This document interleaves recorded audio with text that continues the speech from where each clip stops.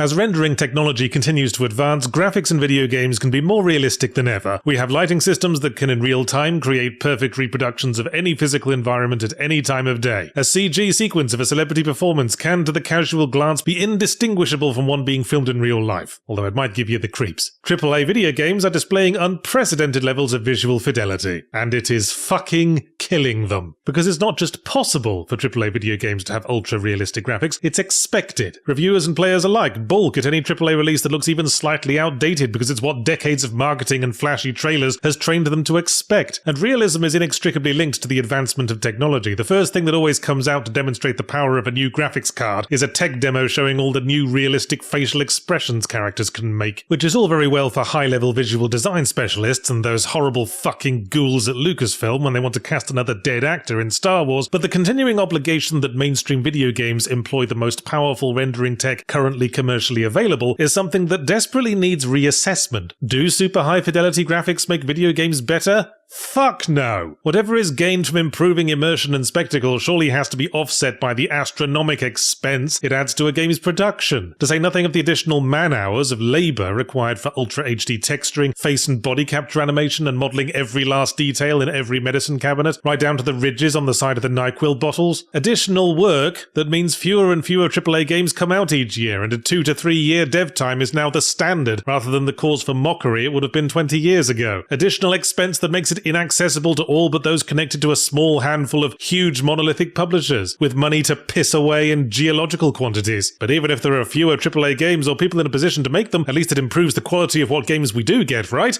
Abso-titano fuck no! Jedi Survivor is just the most recent example of new games being disastrously buggy at launch. Some portion the blame for this at the feet of PC gaming and the difficulty of creating a universal experience for a broad range of hardware variants, but I point to the graphical obligations and the unwieldy legions of bells and whistles that can go wrong when forced to use the newest and least tested tech. Even if the game functions, the lion's share of resources going to the graphics leaves less and less room for the shit that actually matters, like gameplay design. In terms of game design innovation, the AAA space has been walking in circles for decades. When it's not railroading us through Ghost Train Ride glorified movies, then it's lazy Skinnerbox mechanics, proven to hypnotize players into endless grind loops because it's the only way to recoup the ballooning cost of staying on the cutting edge of graphics. That aside, the obligation that every AAA game must look ultra-realistic fundamentally restricts the kinds of experiences that can be made. There are certain emotional tones a creator might want to evoke that don't work with realism. Imagine if Pizza Tower had ultra-realistic graphics. That'd frighten the children, but I'm not making any startling revelations here. Raise these points in company and you'll see nothing but nodding heads. Go ahead and cite the patently obvious fact that ultra-realism costs too much and doesn't make a game fun. Gesture towards the legions of indie games that have retro-styled graphics and do perfectly well out of it without costing the gross domestic product of a medium-sized island nation. Redoubling your emphasis when Minecraft hoves into view. Express the blatant pointlessness of giving a character who spends 99% of the time with their arse to the camera the ability to realistically fucking smile. While you're at it, make the other compelling point that nothing ages faster than realistic graphics. Doesn't take more than a few years for it to descend the slopes of the uncanny valley. Go look at footage of the Elder Scrolls Oblivion. That blew everyone's fucking minds when it came out. Now all the characters look like fluorescent tube lights wrapped in prosciutto ham. Meanwhile, the ultra-stylized Zelda Wind Waker came out over 20 years ago and has never looked anything but perfectly fine. Say all of that and watch literally everyone agree. Then watch some of those same people go over and talk shit about Forspoken because the main character looks a bit boss-eyed and marginally less than perfectly realistic at times. AAA developers remain trapped in a best graphics contest that absolutely nobody wanted or agrees is beneficial, set in place by imagined expectation, ignorant higher-ups, and the media's never-ending thirst for fancier screenshots. It's like the fucking Cold War. Neither side wants global thermonuclear conflict but have to keep creeping towards it in case the other guy starts creeping marginally faster. As I say, realistic graphics are linked to the advancement of tech. Tech companies are heavily invested in making sure we always want the newest and most powerful processors, and so the games have to utilize that power, even if they don't strictly need it. Similar thing happened when CD-ROMs first became a thing in the 90s. You didn't need a 600 megabyte disc to release low-resolution 2D adventure games that ran to about 30 meg at the high end, so it suddenly became very important to fill out that space with pointlessly high-quality audio and FMV cutscenes. So these ultra-realistic AAA games are killing themselves to render every cocking speck of dust on every minging eyelash because because they gotta justify these new consoles and graphics cards somehow, but thinking about it, surely that's a failure of imagination. Let's think about what else you could do to make use of all that processing power that players would find impressive and wouldn't just be pointlessly pretty. Idea 1. Render absolute shitloads of enemies. There's a joke Doom mod called Nuts, with something like 100,000 enemies in one huge room, which routinely bricked PCs at the time it came out. Most new PCs run it fairly happily. Let's play around with that. One of the actual benefits of tech advancement was that games like Dead Rising were finally able to truly realize the zombie apocalypse scenario in real time. Let's keep pushing that ceiling. Make a high-octane boomer shooter set in an entire fully rendered city that's absolutely crawling with fuckers. Then give us a weapon that's somewhere between a minigun and a lawnmower. Why restrict ourselves to a city even? Set a game on a fucking Dyson sphere or infinite plane of existence. No one's gonna complain about the individual monsters being less than perfectly realistic when a fucking tidal wave of them is bearing down like a scaled-up Grey Goo scenario. This brings me to idea 2. Go nuts with physics engines. Everyone was so enamored with physics around when Half-Life 2 came out. Now it seems to have drifted into the background alongside the lighting and the reflection mapping. There's got to be more to explore there. Metal Gear Rising Revengeance was doing fun things with letting us organically cut things into pieces. Why hasn't anyone followed up on that? Have it so arms and legs get organically torn off by explosions and flung through the air, and then smack someone else in the head and give them a concussion. You know one aspect of 3D game physics that hasn't really been improved upon in decades? Water.